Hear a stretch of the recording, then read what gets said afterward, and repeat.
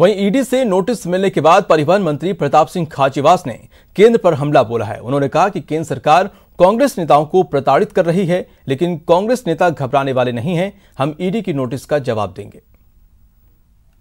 ED का notice मुझे मिला है, किस कारण से मिला है मुझे पता नहीं। मैंने उनको जवाब भी भेजा कि आप मुझे नोटिस नहीं दे सकते। उसके बाद उन्होंने दोबारा नोटिस मुझको दिया, क्योंकि मैंने कहा मैं किसी कंपनी में डायरेक्टर नहीं हूं, मैं किसी कंपनी में मेरा ट्रांजैक्शन नहीं है। मेरा किस कारण से, तो कारण तब पता चलेगा जब मैं वहां जाऊंगा। मुझे किसी कारण का पता नहीं है। तो नो डाउट ईडी अचानक जब ये पॉलिटिकल क्राइसिस हुआ तब ईडी एक्टिव हो गई। मेरे फादर लक्ष्मण सिंह जी, मेरे ब्रदर करण सिंह जी, सबके नाम से नोटिस आ गए। उसके लिए मैं पहले से तैयार था, मैं पहले भी कह चुका था। नोटिस में मुख्यमंत्री अशोक गहलोत जी के भाई के यहाँ ईडी ने सर्च किया, उनको नोटिस दे दिए, और धर्मेंद्र राठौड़ के यहाँ कर दिए, राजीव अरोड़ा के यहाँ कर दिए, सबके हुआ है। तो जो षड्यंत्र करके आप कुछ भी कर सकते हो, लेकिन कानून में मुझे अपनी बात कहने का, मैं देखो डरता वरता किसी से हूं नहीं, क्योंकि जिंदगी मुझे मिल गई, मौत मिलना बाकी है, मौत भगवान देता है। जो आदमी मौत से नहीं डरता उसको कहां इन नोटिसों से डरा रहे हो। मेरे फादर 80 वर्ष के हैं, भैरव सिंह जी शेखावत के छोटे भाई हैं। जो भैरव सिंह जी अटल बिहारी वाजपेयी, अडवाणी जी के साथ मिलकर बीजेपी बनाई, उनके छोटे भाई लक्ष्मण सिंह जी जो जब 6 महीने के थे मेरे दादो साहब की डेथ हो गई थी। मेरे फादर 6 महीने के थे, उसके बाद से भैरव सिंह जी ने उनको संभाला। भैरव सिंह जी के साथ ही रहते थे, जयपुर में पढ़े भी, प्राइमरी स्कूल में भी भैरव सिंह जी के पास रहकर ही पढ़ते थे।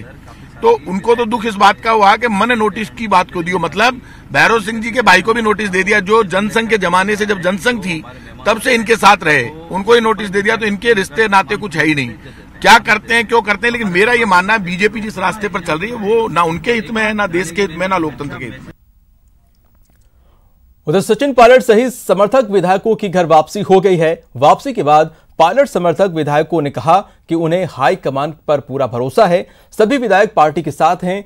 चलिए आपको सुनाते हैं विश्वेंद्र सिंह, मुरारीलाल मीणा और GR खटाड़ा ने क्या कुछ कहा। वो हमारे मुखिया हैं, बुजुर्ग हैं हमारे, उनके खिलाफ कहना तो कोई मतलब नहीं, मेरा नहीं बनता।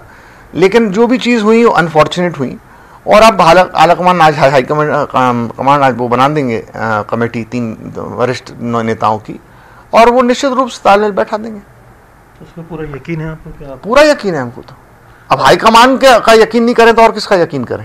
ये कुछ ऐसी सब आपस में गलतफहमी 1-1.5 महीने से पैदा हो गई थी। हम केवल हाईकमान से अपनी बात रखने के लिए, और जो 1-1.5 साल के अंदर ग्रीवेंसेज थी, और विशेष रूप में निवेदन करना चाहूँगी, पूरी राजस्थान की हमारी ज़्यादा ग्रीवेंसेज थी कि इस बार जो सत्ता बनी थी, पूरी राजस्थान की बहुत बड़ी भूमिका रही थी। उसमें सत्ता में भागीदारी की बात होती है, और भी बात होती है, ग्रीवेंसेज में सारी चीज़ आ जाती है। जो कार्यकर्ताओं की भावना और जो सबकी भावना, वो सारी भावना रखनी पड़ती है। उसके लिए जो भी होगा जो अच्छा होगा। देखिए, अगर CLP की मीटिंग होगी तो निश्चित रूप से जाएंगे, और अब इस तरह की कोई बात नहीं है। जब आलाकमान ने हमें आश्वासित कर दिया है तो किसी भी तरह का कोई भेदभाव नहीं करेंगे, किसी तरह की कोई बात नहीं है, तो निश्चित रूप से जाएंगे, क्यों नहीं जाएंगे।